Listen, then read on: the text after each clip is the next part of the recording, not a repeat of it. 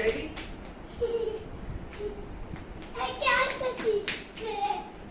কোথায় যাইনি?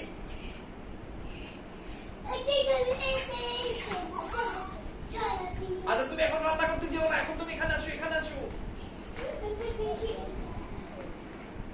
আরে ছেড়ে দাও, আসো আমার কাছে, আসো আমার কাছে, আসো।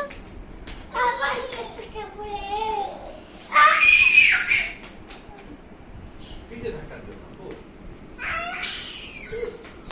দেখো না।